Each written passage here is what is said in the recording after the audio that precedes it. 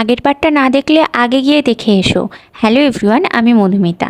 তোমাদের সাথে আমার দীঘার ব্লগের সেকেন্ড পার্ট শেয়ার করছি। তো দীঘাতে ঢুকে গেলাম। ফার্স্টে দীঘার ঢোকার যে ফার্স্ট ফিল সেটা হচ্ছে এই সমুদ্র দেখেই আসে। আর সেটা কিভাবে আমি ক্যামেরাবন্দি না করে থাকতে পারি। আর তারপরে আমরা ওল্ড দীঘা ছাড়িয়ে আস্তে আস্তে নিউ দীঘার উদ্দেশ্যে রওনা দিলাম।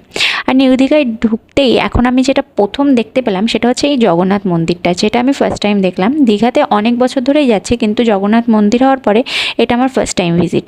দেখতে খুবই সুন্দর লাগছিলো। সব থেকে সুন্দর ব্যাপার কি জানো, সমুদ্রে গেলে না ছবিগুলো খুব ভালোই আসে।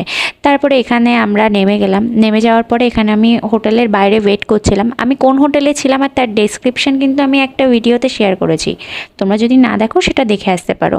তো তারপরে হোটেলে গিয়ে ফ্রেশ হয়ে আমরা সমুদ্রের দিকে যাওয়ার জন্য রেডি হয়ে গেছে। তো এখানে ছাতা, সানগ্লাস সব কিছু যেগুলো এসেনশিয়াল সেগুলো নিয়ে সমুদ্রের দিকে রওনা দিলাম।